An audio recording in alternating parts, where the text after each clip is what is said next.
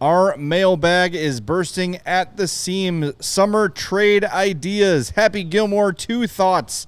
Video game thoughts. All kinds of stuff coming up next on CHGO Blackhawks. Honey.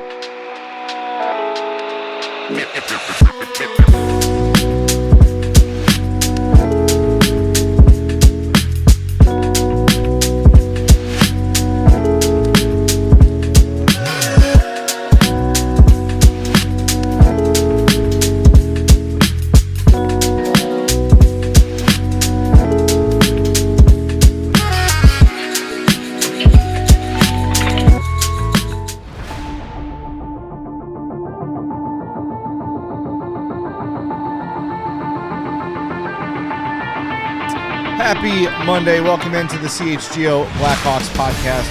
I'm Jay Zawaski. That's Mario Tirabassi. Hello. Joey's over there running the show. Katie just wandered in off the streets. I don't know what she's doing, but she's here. Off the streets. We're here. We're having a good time. Thanks for being here with us. Do us a favor. Please hit that like button for us. Make sure you are subscribed to the page as well. And if you're a podcast listener, subscribe, rate, review, all that fun stuff. We love all that from you, and it's an easy way to help us. And Clout says, I like the shirt Jay has on. There it is. It's a good shirt. I like this one too. It's very simple. AllCHGO.com/join. Become a diehard. You can get this very shirt. Take advantage. Let's go. I'm also wearing CHGO merch. You are. You got the new Hogan Johns the new hat. Hogan Johns limited edition hat. This is I like the A-frames. This was part of the limited time introductory offer for new diehards in celebration of Adam Johns. So you finally became a diehard? I finally became a diehard. I got that discount. Good job. But yeah, it's a nice hat. It's by Branded Bills. It's got the nice Hogan Johns CHGO crossover logo. Yeah, that's like a hard, is it like hard plastic? It's like here, I'll do the ASMR. Like enamel? Yeah. It's like a There also hard might be plastic. some Big Ten football Branded Bills hats coming, courtesy of say ALLCITY and less. CHGO in about a month or so. Yeah. Sweet. Big Ten, the fans that act like they invented football when Rutgers invented college football Well, in the history technically, they're now correct. books. Yeah, that is. You know what? We're not going to talk about the Hawks. We're going to talk about the Bears preseason. And in a Because tie. The 26 upset. hours of endless analysis over a preseason game hasn't been enough. No, we're just kidding. We got lots of mailbag stuff. I have Let's lots get of right Tyson to it. Bagent thoughts. Oh, man, so many. Let's get right to it, Joey. All right. Matrim Ibarra. It's the dog days, but we're a month away from training camp. Kaiser and Reichel for Connor Zary. All right. We're starting off with a mock trade. This is a trade idea, not Yes. just saying names. So I found this today. This is good information. I like this. Capwages.com, which is one of our go-tos now that Cap Friendly is gone, has a trade builder. Now you have to sign up to use it to get the analysis, but I plugged this in about 5 minutes before the show. Trade overview: Blackhawks acquire Connor Zary from the Flames in exchange for Lucas Reichel and Wyatt Kaiser. Key details: Chicago receives Zary, an unsigned RFA forward with positional versatility, and a 27-point NHL season, giving them a potential middle six piece to support their rebuild with no immediate cap commitment. Calgary receives Reichel, a 22-year-old forward with 1 year left at $1.2 million in pending RFA status, and Kaiser, an unsigned RFA young defenseman, adding two controllable assets with NHL experience to bolster depth at both forward and defense. So then it has a category. It says, who says no? It says 80% Chicago likely accepts. Chicago gets the highest upside player in Zary without taking on cap and only parts with two non-core pieces, making this a solid move for their roster construction. Calgary, they say 65% might accept. Calgary adds two NHL-level assets for one, but neither Reichel nor Kaiser has broken out yet, so the Flames may hesitate unless they're motivated to diversify their young core. Overall trade likelihood possible, that's what it says, and the analysis says this trade is plausible as both teams exchange young NHL-ready assets with similar upside and contract status, but Calgary takes on a bit more quantity for one player with slightly higher recent production overall. The value is close and fits both teams' rebuilding, retooling timelines. Here. So take the AI bots out of it. Mario, would you do it? So this is interesting because it kind of it involves two guys that currently need new deals and don't have them in Wyatt Kaiser and Connor Zary with the Calgary Flames. Cap Wages, who we just credited them with their trade analyzer, projections for the new contracts for Wyatt Kaiser and Connor Zary are almost identical. The projection for Wyatt Kaiser, take this with a grain of salt, is a 6-year, $5.479 million AAV contract. Okay. For Connor Zary, it is a 6-year, $5.688 million AAV contract.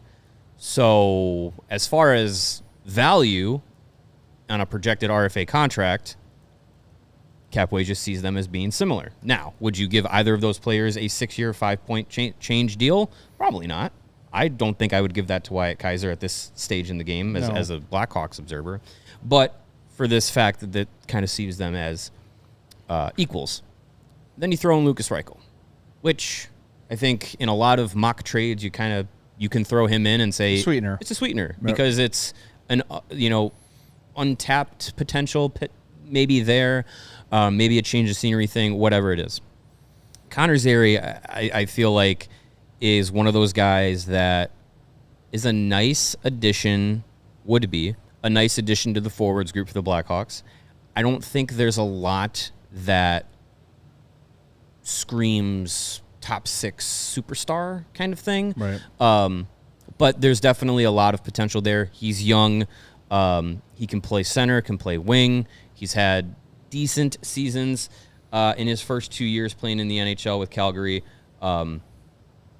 You can say a lot of the exact same things in the projections and how they fit into the organization as you would Wyatt Kaiser. So you could say, do you take away from the defense to add to the offense, which is what we've kind of been talking about with these potential trades, talking about, is Wyatt Kaiser in a deal? Is Kevin Korchinski in a deal? I think this would be something that it would make sense. I just think I would hate to lose Kaiser and Reichel for just one guy. I don't know if you can manipulate the trade to maybe add an extra piece from Calgary, whether it's an extra late round pick or something, or go 2 for 2 in players. You could try it that way, but I'm intrigued by it. I think I lean more towards the side of, I think I would do that deal. But I also would be in favor of, I would do it and probably be more excited about it if you could kind of modify it a little bit. I think very few teams that take on the best player are unhappy with the trade. And I feel like of the 3 names in this trade, Connor Zary is and will be the best player of the 3. And sure, if you were going to throw Connor Bedard into the conversation, you know what I mean? That changes things. Yeah, but I think 99 of 100 NHL analysts would look at this trade and say, of these 3 names, who's going to be the best? I think the answer is pretty clearly Connor Zary.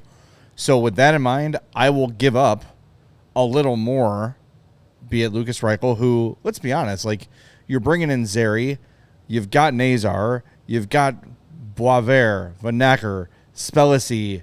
You've got a lot of guys ready to jump in and fill spots, Nick Lardis. So Reichel might be out of a job anyway. So you give him a little bit of a, hey, you know what? We're going to put you in a place where you're going to play. You're going to get an opportunity to reinvent your career here. Maybe some new coaching, some new voices will help you. And the Hawks get a player that maybe at the end of the day, he's not a ton better than Kaiser or Reichel, but I do think of the 3, Zary will be the best. And so again, the AI bot mentioned a 27-point season. That was last year, 27 points in 54 games. The year before, he had 34 points in 63 games. So 61 points in 117 NHL games. He's 23 years old. 24 he'll be 24 by the time the season begins. Yeah. I'm a former first-round pick, 24th overall. I would make that trade just because I believe the Hawks are getting the best player in that deal. And I'm not too concerned about 2 for 1 when we're talking about the level of player we're talking about. Yeah, no, I don't think that's too far out of line. I think in the hypothetical sense, sure, this could be a deal that would make sense. Maybe you would want to do it in this scenario before both of those players have contracts, so then you're not talking about any kind of money going either way, although Blackhawks and Flames don't really have to worry about salary cap issues at this point. But maybe you do that before the monetary value is there so that you can then negotiate your own contract. Like you just do it as rights to both players. But yeah, it'd be intriguing.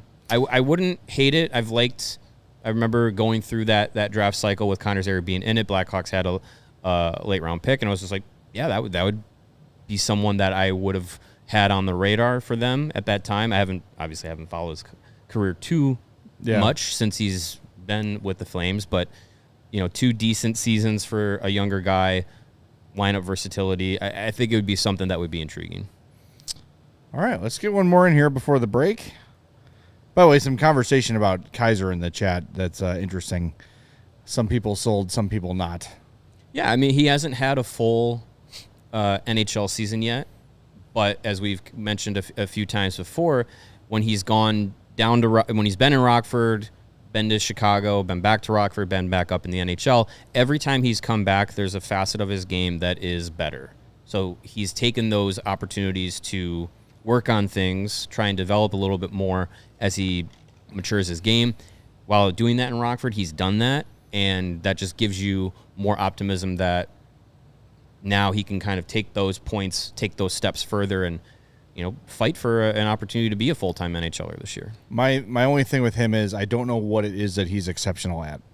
I don't know what is going to make him a night-to-night difference maker. And if he's your 6th defenseman when you're good again, that's great. I wonder if Kaiser's one of those guys who we look at as, because things have been so bad over the last few years, that he is, I will say, a bright spot, maybe a little bit of an unexpected bright spot, but I don't know how much better he's going to get. And I'm not saying he won't. I'm saying I just don't know. Like, I can look at Korchinski and Levshinov and Renzel and say, these guys are going to get significantly better by the time they reach their prime. Mm-hmm. I don't know where that is for Wyatt Kaiser. Yeah. I think it's possible. I just don't know. I think the flashes of higher-end tools are more prevalent with those guys that you mentioned, other than Kaiser. But I think what we've seen with him is his development in being more consistently reliable in different times, where we've mentioned it before, like for younger defensemen or bottom pair defensemen, if you're a guy that you kind of don't notice night to night, that's not a bad thing because it means you're not making the mistakes to stand out in a bad way. Sometimes that kind of like steadiness as like a third pair defenseman is pretty valuable. And, being the smallest of the defensive group right now, he might have to do a little bit more in that, the puck moving, the, not making mistakes, seeing the game, reading the game, mentally having an edge might be a bigger thing for him than anything he does on the ice. So we'll see. He's one of those guys that, as he needs a new contract, it's going to be interesting to see the kind of investment the Blackhawks make in him, and then what kind of opportunities he gets once training camp gets started. All right, should we hit the break zone? Yeah, let's not rush one. We're going to hit the break zone here. Do us a favor, hit that like button if you've not done it already. We'll be back in 2 minutes on CHGO Blackhawks. Sunnyside Cannabis Dispensary. It is your home for judgment-free cannabis shopping. Whether you're new to the cannabis game, whether you're an old veteran, Sunnyside has everything you need to elevate your summer. And yes, it is still summer. Just step outside. They are your one-stop shop for everything you need. Sunnyside has an expertly curated menu with over 100 strains to choose from, plus easy online ordering and in-store pickup. If you're a pro, they've got you covered. If you're new, like I said, they'll help you out.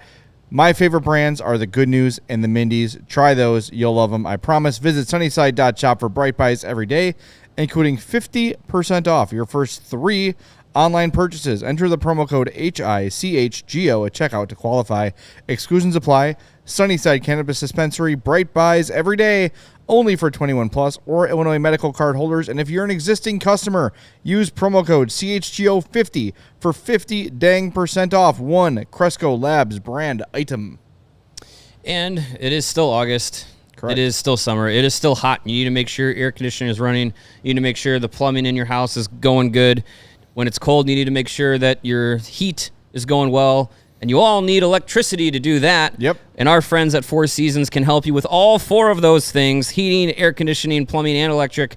They've been serving the Chicagoland area for over 50 years. Make sure your AC is running, as the heat is unrelenting. August heat is very offensive. It's like it should almost be fall. Why is it still 95 degrees? With Four Seasons, they make sure that your AC unit is running and reliable. Your trusted local experts are Four Seasons Heating, Air Conditioning, Plumbing, and Electric. You can visit fourseasonsheatingcooling.com right now for all of their special offers and money-saving coupons. Again, that's fourseasonsheatingcooling.com so you can stay cool through these final summer months. All right, back to the mail sack we go.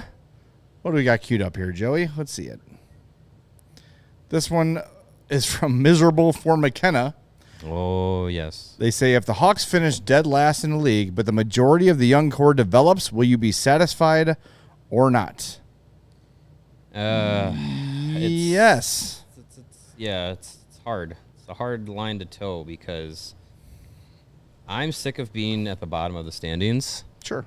But I think at the same time, you also know that, like, the guys that matter for the future, this is going to be the first time that we're going to see the most of them for the most that we've seen them. Right. The majority of the season. So it's going to come with growing pains. I think perfect scenario is that, you know, those guys take those steps and it correlates to maybe some more fun hockey, some more winning hockey from, you know, more than we've seen the last few years. But if you're at the bottom of the standings yet again, it lines you up for Gavin McKenna. It lines you up for Ivar Stenberg, Keaton Veroff, like another top pick that's going to bolster the young group moving forward. Yes. And if you have those steps being taken by those guys where you see, okay, Colton Dock is an NHL player. Oliver Moore is an NHL player. Like, those guys establishing themselves, you know, Sam Rinzel had the season we expected him to. He was, you know, playing 20 minutes a night and, you know, got Calder Trophy consideration and all that. Like, if those things happen, those, you know, boxes are checked by the end of the year, you feel a lot better, even if it is another, like, 60-point season. I think if that all happens, though, it's going to be hard. I don't think that the two things can happen at the same time. Oh, I agree. Like, if you're having good years from all your young players and then back of the hockey card years from your veteran types, you're not going to be the worst team in hockey. It's almost impossible. That should make for a better win-loss record. So I'll say, if they're bottom of the league and Connor Bedard has 90 points and Sam Rinzel is a Calder candidate, and let's say maybe Nazar and Moore don't take massive jumps, but they're I mean, you could see yourself maybe being in that position. But yes, I think I would take that if you know that you've already got a stud in Rinzel, or maybe it's Levshon, whoever it might be, one of those two defensemen has like a breakout rookie season where they're basically a star overnight. Yeah. And Bedard turns into what we all think he's going to, well, what most of us think he's going to turn out to be, and it's still bottom of the league. I would accept that because the important things are happening the way they're supposed to be. Right. So I would take that. And yeah, I think if you have those young guys taking those steps, it's going to translate to more than just like better hockey to watch, because usually if you're watching a team that's playing exciting hockey, that usually translates to wins. Spencer Knight's a big factor here, as is Arvid Soderblom and anyone who's going to be healthy and available to play in net for the Hawks, whoever it is. That's a big part of it. And Spencer Knight's development and Soderblom's continued, you know, improvement from 2 seasons ago is going to be a key part of that. If you have either of those guys regress from what they did last year, then yeah, I think you're talking about something that's going to be a challenge to get out of the bottom of the league. But if those guys play the way that they did last season or better with the improvements in front of them, I think it'd be really hard to look at that and say that team is still going to be at the bottom of the league. Agree. Hopefully that's the case. I really hope that that's the case. That'd be great. All right, next up, we've got Scott, Iowa, who's with us every mailbag show. We appreciate that. Very loyal. Scott says, if the Blackhawks could be guaranteed to win 3 Stanley Cups between 2026 and the 2033 playoffs, that's the next 7 years, but then for the next 25 years not make the playoffs, would you do it? That's tough. Well, would you take 22 more years of what we've been going through after the 3 cups they won? So let's say they win in 26, 30, and 33, right? There's some time between the cups, but they still do it 3 and 7 years. And then from 33 to 2058, they don't make the playoffs. You always want more, right? Obviously. But I think if you're saying in a 23-year span, from 2010 to 2033, the Blackhawks would double, or no, the Blackhawks would have 6 Stanley Cups in a 23-year span. Like, that's a pretty darn good run, especially if you do 3 and 6 and 3 and 7. I mean, think about it's been 10 years since the 3rd cup of that run, and we still are like talking about the fond memory. You know, we're talking about the fond memories. We're talking about the legends that those guys were. Probably 5 more years away from them potentially contending again. Right. So I think you take that deal. Banners hang forever. If they were to do 3 and 6 or 3 and 7 with this group, you have the 2010s Hawks that got 3 in that span. They're all legends, and then no one from that group is part of this organization. So you have a new set of legends that go 3 cups in a 7-year span with guys like Bedard and Nazar and Vlasic and all these guys, and they become the new legends of the Hawks and all that stuff. And 50 years from now, they're having their reunions and all their flowers and stuff. You absolutely take that. And then it just makes our job hard for 25 years. So 2033 would be the last playoff year? Yes. But keep in mind, according to Cubs general manager Carter Hawkins, the Cubs will be good in 2032 because that's what they're saving their prospects for. So that's great. Awesome. Sure, yeah. I'd be 56 that year. You would have seen 6 cups in your life. 6 cups. That's more than a lot of people have seen. And hopefully if they win 3 more cups, we'd make a lot of money here. You could retire at 56. I think I'm going to die at work. Yeah. I think we all are. In that chair? Maybe. Yeah. I mean, is this one with the bad leg? Doing an ad read? I'm Jay Zawoski for dying at work. No, I just, we can't retire because, we can't all work 4 full-time jobs. I had an interesting conversation with my wife about that.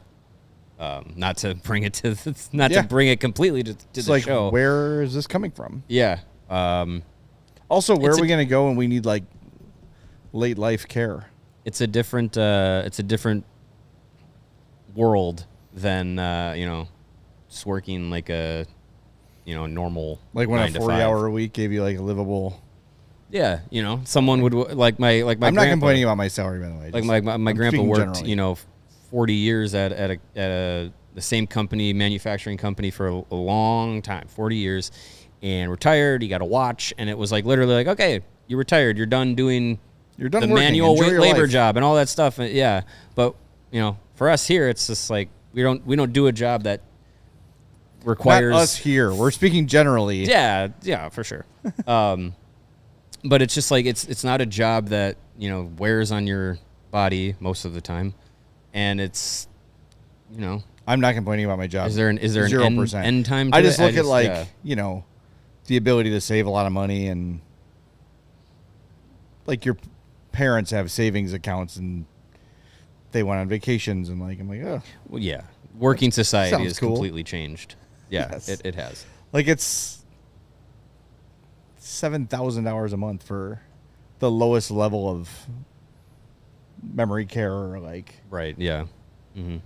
okay, Daycare's roll me and up in a carpet and drop me off the school interstate. is wild. Yeah, the cost of living. Anyways, Anyway, we're both back to the We're mailbag. both going to be Stan Fischlers working Yes. until we're 90. that's fine. At this job, I'll take it. Garrick, I hope I said that right. Who is the better goalie, Keanu Reeves or Steve Carell? I think we can statistically look this up. Hold on. Okay, you get Carell, I'll get Keanu. Okay, Steve, because they both played, right? real hockey. Yeah, I mean, we've seen Carell. We've seen Carell in the office. He can legit skate He can and skate, play yep. and shoot. he didn't go to the NHL because he wanted to have a family, and those guys are on the road all the time. So one day he's hoping to. I guess the question is mentality factor. Doesn't Keanu kind of get the edge? Doesn't John Wick kind of get the mentality goalie? He actually played, didn't he? He played at De La Salle College. Okay. In 81, 82. I don't see any stats, though. Yeah, 3 years at Denison University. Keanu Reeves doesn't believe in stats. For Steve Carell. I guess I'm gonna go with Keanu because how tall is he? Keanu is... What's he listed on Elite Prospects? Yeah, that's what I'm looking at. 6'1", 194. All right, Steve Carell is... Which is like 6'7" in Hollywood. Yeah. Steve Carell is 5'9", listed here. So I'm going to go with Keanu being able to get the range. Yeah, and plus goalie's got to be a little more mentally unstable. And I think that Keanu has that advantage, at least in this department, over Steve Carell. Steve Carell seems way too balanced and happy to be a goalie. Way too, you got to have a little bit of that crazy in you. He feels like a power play winger, right? Just like a dude that can kind of Steve snipe Carell from the side. Feels like he'd be a great coach. Yeah, I could see that. Yeah. You know who was really good? Michael J. Fox was a really good hockey player. They showed highlights of celebrity games, and he was just darting around, going through people, legitimate hockey player. That's cool. Yeah. That's cool. Yeah. It's a fun question. I will take Keanu. Plus, he's got the Matrix now. So you can just just plug in. He'll stop a puck. Yeah, just download McDavid's puck. Every glove save is slow motion. Yeah. Yeah. I don't think so, man. Yeah. I think that's the right pick. I think Keanu's the right pick. All right. But I love Steve Carell. Stanley Bernard in the chat says tank for Keanu. There you go. Stanley Bernard, is that He's 60 years old. Is that an Office reference? It might be. You think Keanu he would go with is Steve 60? Carell? Yeah. Holy cripes. Again, I'm 47. Steve Carell is 62. If you stood Steve Carell and Keanu Reeves next to each other, I would not think there's a 2-year age gap. That's no offense to them. They both look great for their age, but Keanu being 60 is blowing my mind. That's crazy. Now. Holy crap. Yeah. All right. I like that one. I like the fun ones, especially in August. Yeah. Keep those coming. Yeah, before the break, let's get one more fun one in, and then we can do a little hockey, and then we'll go back to the fun. Yeah. All right. Well, hockey is fun. It's all fun here, right? Right? Fun is fun. Right. All right. From Jeff. What is more likely to happen? Either of you getting a hole-in-one or the Hawks making the playoffs next year? Also, were you able to get Vlasic to come next week? No. Looking forward to seeing you guys there. Humble brag, I hit my first hole-in-one a couple months ago, and it was magical. Oh, okay. All right, Jeff. Way to go. I would say a average golfer could luck into a hole-in-one. Mm-hmm. I don't think the Hawks can luck into a playoff spot this year. Yeah, I'm going to put the likelihood higher that either of us can get a hole-in-one first before the Hawks make the postseason this year. But not by much. I think as we're I don't think it's a 0% chance. Yeah, as we're talking about, at the beginning of the show about, who's going to take steps, how's it going to, translate to the standings stuff. There is not a 0% chance that if you get production from the vets that you expect and you get guys, maybe someone goes on a Donato-esque run like last year where maybe Ilya Mikheyev is this year's surprise 60-point guy. And you have Donato prove that it wasn't a fluke, and he puts up another 50, 55-point season. Bedard is point per game or better. Frank Nazar turns into a stud. And you have all those young guys establish themselves as we're NHL ready. We're contributing. If you have all of that happen, and of course that is wishful thinking, you have a team that's going to cause a problem for other teams. And you look around the league and it's just okay, well, who could they leapfrog? There are some teams that are still going to be very bad. But I think if this Hawks team kind of maxes out their potential, they're going to, if that happens, they would have games that matter into March and into April. That would be wonderful. Games that matter at all would be great. After Christmas, but if we're in March and games matter, that is a massively successful if we're season. Scoreboard and standings watching beyond the trade deadline this season, that's a massive win. All right, Joey is showing me a threatening note, so I'm going to hit the break zone. It says hit the break zone or else. So I don't want to find out because Joey is younger and more built than I am. So break zone time. Hit the like button for us. Whatever the moment, it's never ordinary at Bet365. New customers, you can get $150 in bonus bets when you bet $5, win or lose. Sign up, use our code CHGO365, deposit $10, and place a bet for $5 to get $150 in bonus bets if your bet wins or loses. How about the under for Cubs runs? Feels like a safe bet these days. Could be. With the Bet365 early payout offer, you're a winner if your team goes 5 runs ahead. That won't happen. With an instant payout on straight bets and parlay selections marked as winners, download the app, use the code CHGO365 when you sign up. When you do, new customers get $150 in bonus bets when they bet 5, win or lose. Those bonus bets can be used on spread, players, props, totals, futures, and more. Whatever the moment, it's never ordinary at Bet365. Must be 21 plus. If you or somebody you know has a gambling problem, crisis counseling and referral services can be accessed by calling 1-800-GAMBLER in-app only. And if you want to get out to Wrigley Field and watch the Cubs, you can do it with our friends at Game Time. Game Time makes getting tickets even faster and easier. Prices on the Game Time app actually go down the closer you get to first pitch with their killer last-minute deals, the view from your seats options, and their lowest price guarantee. And you can save up to 60% buying last minute with Game Time for any event, whether it's a sporting event, a concert, a comedy event, a theater event, whatever you want to do, you can find it with Game Time. And if you've never been to Wrigley Field or any other venue that you want to know what the view is like from those seats, with the Game Time app, you can see a panoramic view before you buy, so you make sure that you are getting the right view for your eyeballs. Take the guesswork out of buying tickets with Game Time. Download the app, create an account, and use the code CHGO, and you're going to get $20 off your first purchase. Terms do apply. Again, create an account, redeem the code CHGO for $20 off. Download the Game Time app today. Last minute tickets, lowest prices guaranteed. That was the final break of the show. So do us a favor, hit that like button for us. We got 30 minutes to go, lots of mailbags to go. But we got to get those like numbers up. 137 people watching and only 56 likes. That's no good. Hit that like button for us. Please. Takes you half a second and helps us out big time. I got a super chat here from Jason. Says, what if Spencer Knight is a top 3 Vezina candidate? That's great. That would be amazing. That would translate to more wins. Yes, because if he's being considered, it usually means the team is having success. Right, yeah. So aside from just outstanding personal numbers, you would think the Hawks are doing pretty well. He's stealing wins for them. Right. Yeah. And we have a 99-cent super chat from Young Dangle God. I can only assume he wrote something about Patrick Kane earlier in the show. Probably. See if there's another comment there from Young Dangle God. Sometimes the super chat comes in before the comment comes in. There we go. Yeah, probably. He says, of all the shows to miss, I missed Friday's show about Kaner. So sorry for the delay, but I'd like to add a top moment in his career when he signs with the Hawks in the summer of 2026. There you go. There is our $1. Thank you very much. Keep the dream alive, sir. That's the best. All right. Back to the sack. Hey, now. This from Jehu1. Thinking back to Dustin Byfuglien, is there any reason to think Korchinski might be better as a forward?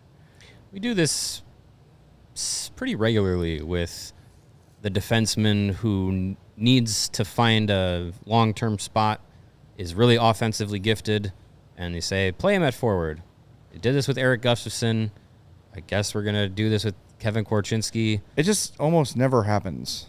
Yeah, I think positional changes rarely ever happen, and they rarely ever happen with a lot of success. The change for Dustin Byfuglien was big, was successful.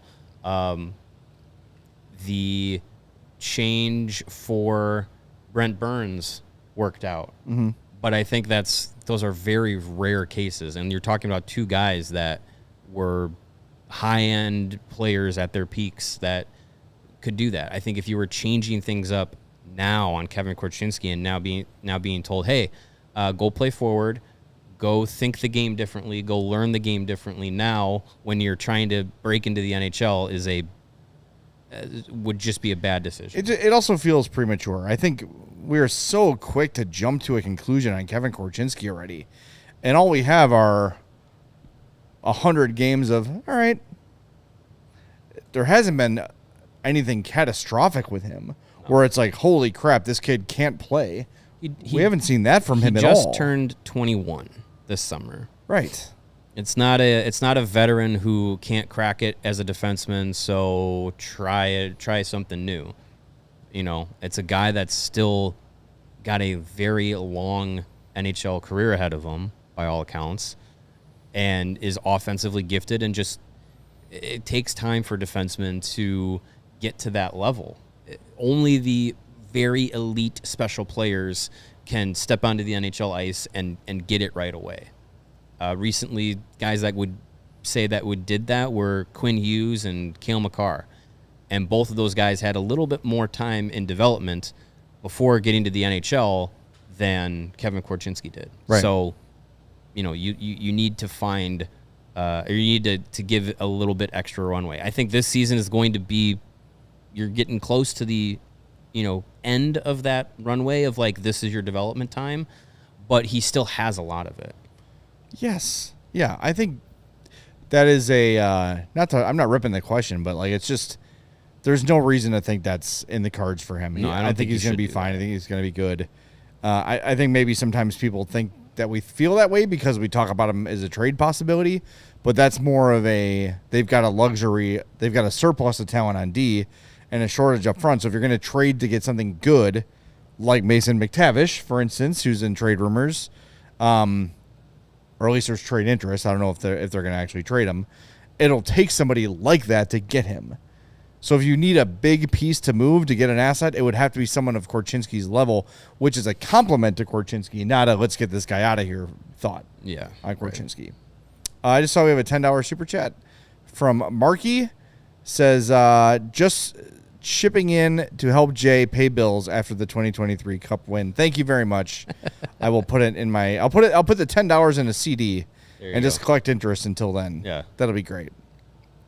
Thank you very much for the super chat. We appreciate it. Next. Excuse me.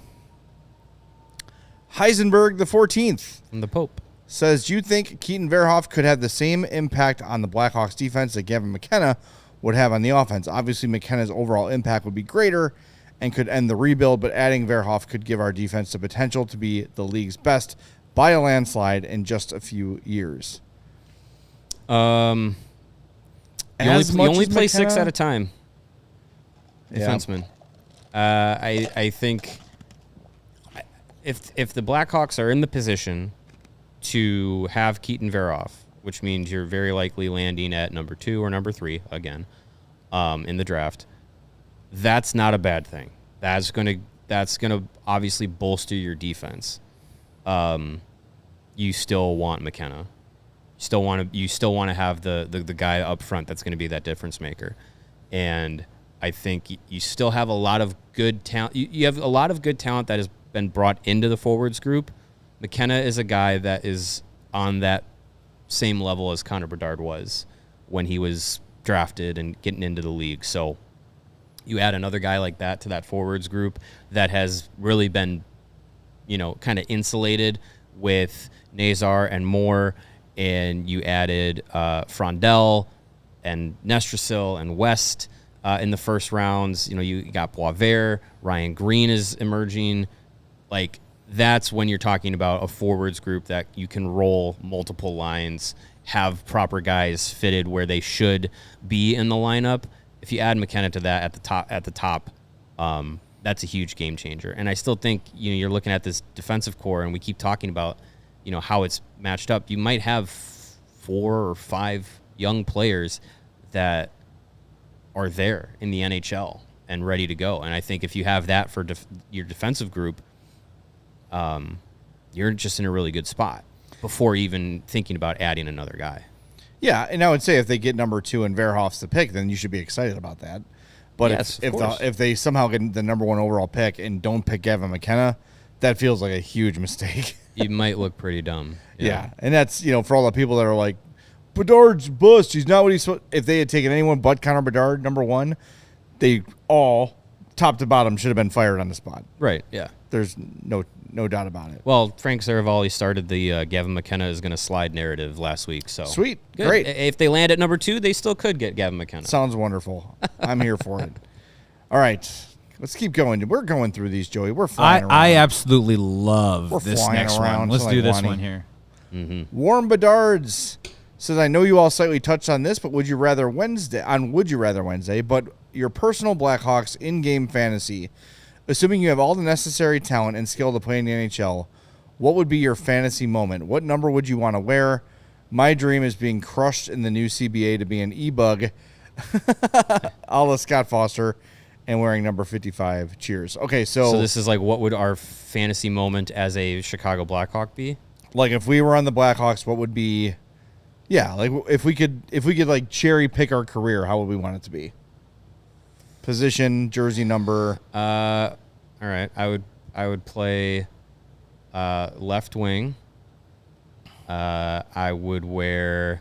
See, the number for me is, I always wore number 2 or number 20. 2 is going to be retired for Duncan Keith. I don't know if I would wear 20, even though I know it's available and has been worn by other guys. I think I would go with my alternate number in hockey was also 11. So I think I would go with wear number 11. And my fantasy career moment is I think it's an easy pick. It's a cup clincher. Yeah. Like if you're the overtime hero to lift the cup, you're etched in history forever. So you could be a plug and get that cup clinching goal. That's your legacy. So I think that would be if I'm picking one moment, it's clinching a cup, in overtime or 17 second style, whatever it is. I was going to say, is it a dirty goal? Is it a one-timer? Is it a breakaway? It's got to be a heartbreaker 2.0. One-timer into a knee slide? You know what I mean? So I'm not too much of a sniper. I like to distribute a little bit more, but for my size, I do like to go to the front of the net because that's where I've been taught by Eddie Olczyk all my life. Yep. Go to the front of the net and put your stick on the ice. So I think if I were to get to that garbage area and bank in a rebound or something, it doesn't matter how pretty it is as long as it counts, right? So I'll go to the front of the net. Connor Bedard will shoot. It'll get saved, but I'll be there for the rebound. I'll knock it in and have a Dave Bolin-esque toss my gear everywhere, and Sounds that'll great. be my lore. It's hard to beat that. Yeah. I'm always like enamored with, like, my favorite wrestler is Shawn Michaels because I'm nothing like him. Like, attractive, small, fast, A sexy boy. Like, I always think that, like, wow, like when I look at Pavel Bure or Tony Imani, like a forward with blazing speed, I would like to experience what it's like to be fast and or good looking once in my life. So I'll go with fast for the hockey side. Sure. I'm a left-hand shot, but I'm more comfortable as on the right side. So I'm on my forehand more often than not. Don't have a great backhand. I wear number 22 in honor of my daughter. It's her number in softball. That's fun. Available. And I don't know if it would be a moment. I'd like to, I want my career to be like this guy, where I'm good, but not like one of the legends. Like a career like Doug Gilmore, where everyone respects you, but you can walk down the street.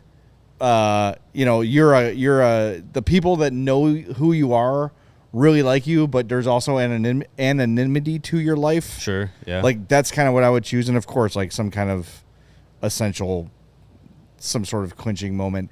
If it can't be a cup winner, I'll also eliminate the Red Wings in the playoffs with an overtime game winner. That sounds great. Well, that would have to come in the cup final. Well, perhaps so. With enough expansion, that's true. The Hawks will eventually be put more pushed to the teams on the East. West Coast, so Chicago will be pushed into the Eastern Conference. If that's what it takes, I'm here for it. Yeah, I would be all for that. But yeah, it looked like a guy like Doug Gilmore had a perfect career in terms of like achievement, respect, without being hounded to be like a face of the game once he's done forever, kind of a thing. Like I think at some point being Wayne Gretzky is probably a bit exhausting because he's expected to show up everywhere, be everywhere. Yeah, maybe. I think it's probably exhausting to be Connor McDavid right now, but a guy who the money's nice, plays hard, probably plays above their stature. That's why I always loved Doug Gilmore. Stanley Bernard. I would want to be Peter Regan. I mean, you probably can be. Sure. Yeah. You're probably hard. not far off. Do like 50 crunches a night and you're in. I like that. That's fun. Question. Yeah, that's a good one. All right, Alex A. Swiss says, have you seen Happy Gilmore 2 yet? Yeah. Thoughts on the sequel and sequels in general? Cash grab or more of the thing you love? Did you see Happy Gilmore 2 I haven't yet? seen it yet. No, that's on me. I watched it last week. I would say better than I expected. My big fear on it was that it would just constantly reference itself over and over again. Mm-hmm. But it was an original story with nods to the old movie.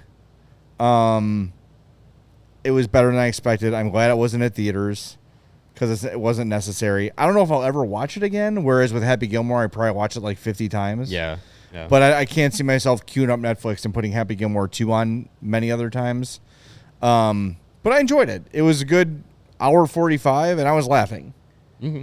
I didn't go into it expecting The Godfather or anything. No, I don't think you should have. I mean, it's supposed to definitely pass the time. Like, you could literally kind of like do work on your couch and watch it and still track along and still laugh at some of the bits. I thought it did have a little bit more of an adult narrative through line, if you will, that stayed a little bit with the sophomore humor, but also kind of tied into, obviously, Happy Gilmore is a family man now. Yeah, he has kids and all that stuff. The 2 girls were his actual daughters. Yeah, they were. And honestly, I didn't really mind all of the cameos. I thought they were honestly pretty harmless. I mean, it was egregious. It was overwhelming. Yeah. I was curious about you guys, though, that what I found funny about Happy Gilmore 2 is that they had completely erased and removed his hockey past. There was no moment in that movie where he had to go back to his hockey roots or anything that he had learned playing that game. It was all golf, and I thought that was kind of interesting. They did the little bit of a training montage where he was doing the go stand in the batting cage and get hit by the ball thing. Yes. He did have the hockey stick putter, and they did reference it very early in the film to like remind everybody who Happy Gilmore was. But yeah, you're right. There was not a big hockey element to it. They did teach how to fight with the jersey over the head. Oh, that's right. That was in there. Yeah. Yeah, I will get around to see it once I get power back in my house. But I think I when it was announced that it was coming out, the first thing I thought was, I just hope it doesn't suck. It doesn't suck. And I think that's kind of where you are. Yeah. Where a lot of people are with sequels.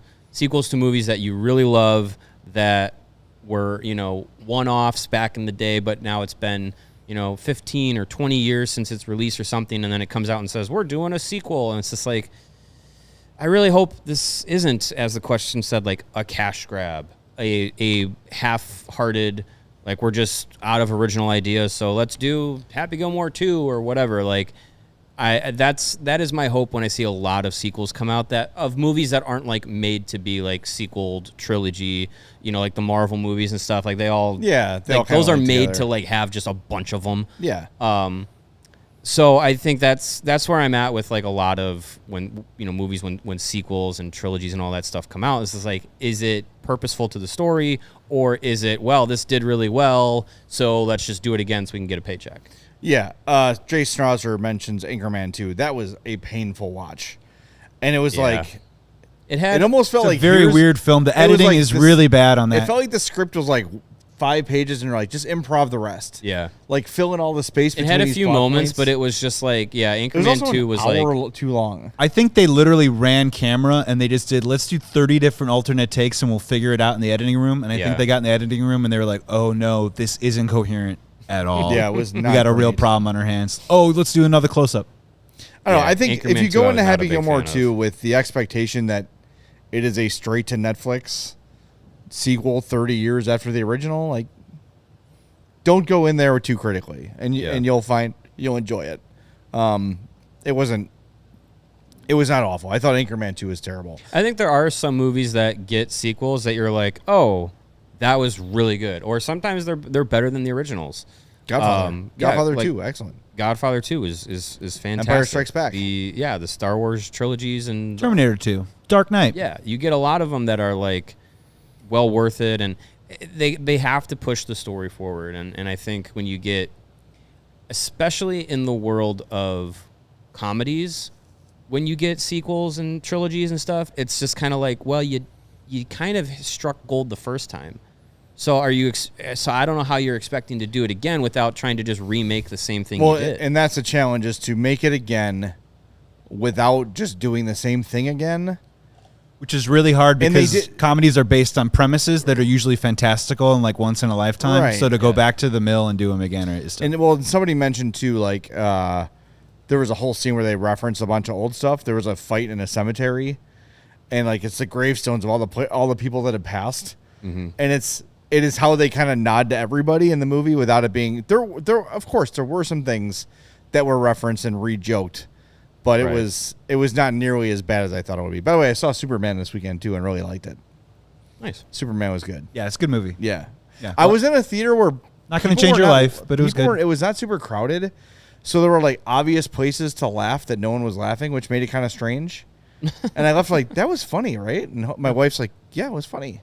It has that like James Gunn Guardians like comic relief during the stressful parts. Yeah. To kind of help you like. Yeah, a little cool, a little heartfelt. Yeah. Not taking itself wildly too seriously. Like But I the mean, world is Superman at stake, but not like. Yeah, but Superman himself is kind of corny, but what I liked about the movie is it kind of stands on its own. They just kind of join Superman in progress. It's not like a whole backstory, but it's like this hardship that Superman experienced in the entire arc of Superman.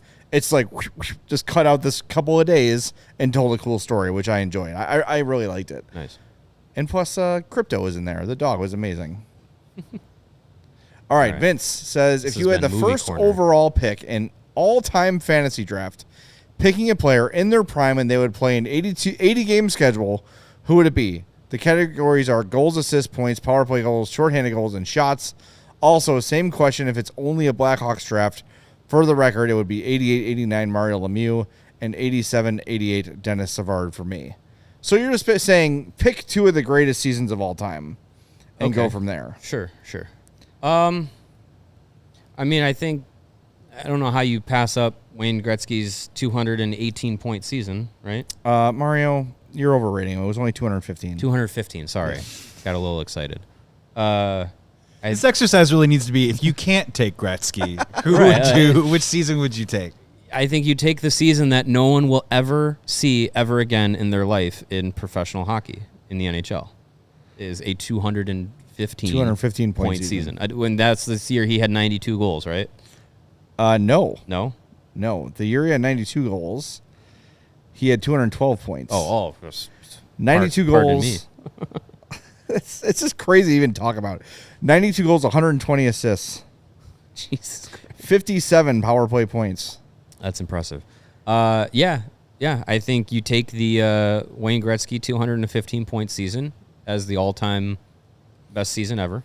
I don't know how you argue against that. And then Mario Lemieux had an 85-goal season. That's pretty good. Is that the one he mentioned? 88, 89? You said 87, 88. 87, 88. He had 70 goals. Oh, he said 88, 89, 87, 88 Savard. My bad. 85 goals, 114 assists, 199 points. He also had 100 penalty minutes that year. Mario Lemieux. Goon. So that 87, 88 Savard season, that's the year he had 131 points, I want to say. Highest ever by a Blackhawk. That sounds right. Yes, 44 goals, 87 assists, 131 points. Yeah, I think if we're doing it all time, I'm going with Gretzky's 215 points. If we're doing Blackhawks only, I mean the same logic applies to take Savard's season, but I'll take Patrick Kane's 2018-19 season. His career best, 110 points, and I think 41 goals. All right. That was the year he won MVP. I'm going to take just because for personal reasons, Jeremy Roenick's 50-goal, 57 assist, 107-point year, just because of all the other little things that Jeremy Roenick does. But in terms of, I'm actually going to take the 212-point Gretzky season to have 92 because goals. of the 92 goals. That's hard to argue against. That's what I'm going to do. Pip Hastings Aviation says Dominic Hasek in 98 or 99. Also very good. Yes. One of the 6 times he won the Vezina. And Jay Strasner says Roenick 91-92, 53 goals, 50 assists, 103 points. Yeah. Pretty good. It's good. I like that. I'll take any of those. And then thank you. Yeah, you could also make a case for Duncan Keith's 2014 Norris season. I think he had. Is that the year he had his career high in points? I think. His career high was a nice 69 points in 09-10. Oh, so that was his first Norris season. All right, I would take that one. The Okay. 09-10 Duncan Keith. He only averaged 26-36 that year. Lazy. That is crazy.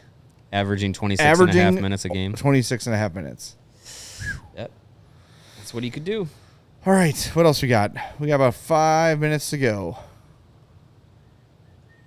This one from Matt James. Yes, I've been waiting on this one. What 4 Hawks, past or present, make your War Games lineup alongside yourself? All right. Explain War Games to those that don't know. Oh, okay. So War Games is a professional wrestling event in which there are 2 rings enclosed in a double steel cage. So it's like double Hell in a Cell. Yep.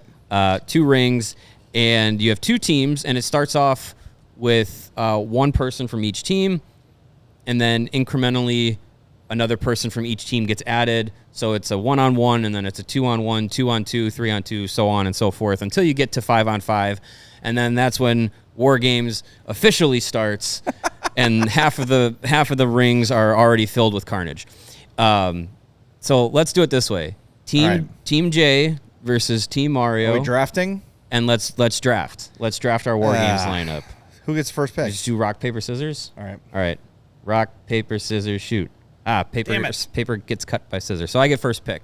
My first pick, I'm picking Dustin Byfuglien, the only man who I've seen in the NHL with my own eyeballs take 2 grown men and drag them away from a fight. That's pretty good. I'm taking Dustin Byfuglien. Are we doing snake draft or are we doing back and forth? We'll just alternate. I am taking Bob Probert. Yes. The all-time heavyweight champ. Yeah. I don't know if I need anybody else. I'll say Proby. That's a good pick. Take care of it. So in War Games, you do need to have guys that are big and can cause a lot of carnage. You also need guys who are going to be able to manipulate their match in their favor and survive. I need Dave Boland on my team. Okay, I like that. So I'm going to take Dave Boland, a guy who's just going to, before you even realize it, he's going to have a kendo stick in his hand and chopping you across the chest. Okay, I'm taking Stu Grimson because I'm just going to beat the crap out of you. You're just going for the biggest, while you're being all crafty players with your kendo stick, I'll be punching you in the face repeatedly. Okay, that works. Kyle has got 2 of my picks. I'm also going to go with Andrew Shaw. I need someone who can take a beating but still keep going and not back down and will use their head to get an advantage. Okay. I'm going to take Enrico Ciccone, who was in the NHL simply because he could fight. That's it. That's all he did. He had gloves that were short, so he could throw them off faster and beat you mercilessly with those hands. Okay. So I have Probert, Grimson, and Enrico Ciccone so far. It's pretty good. I have Byfuglien, Boland, Shaw. So my final pick is going to be someone who...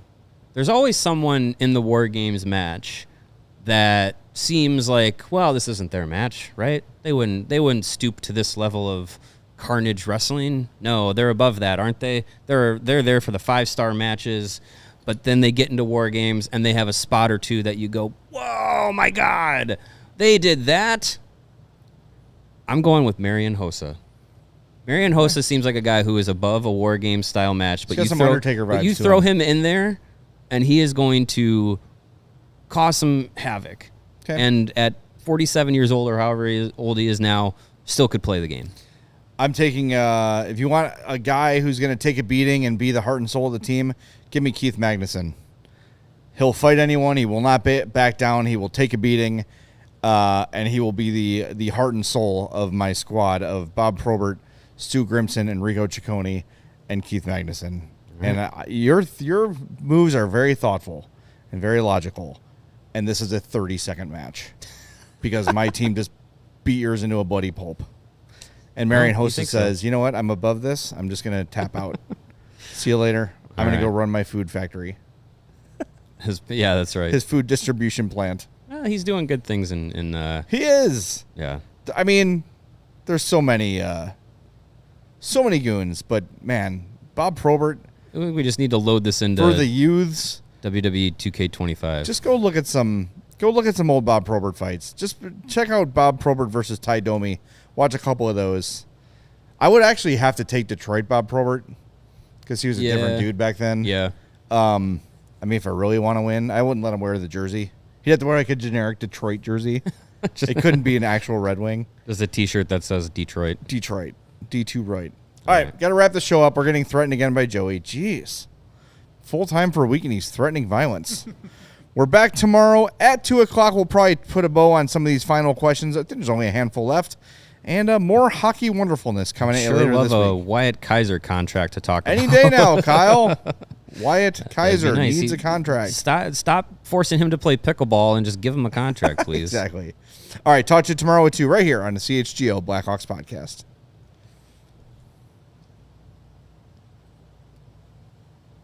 Hello. We're all city like the mayor.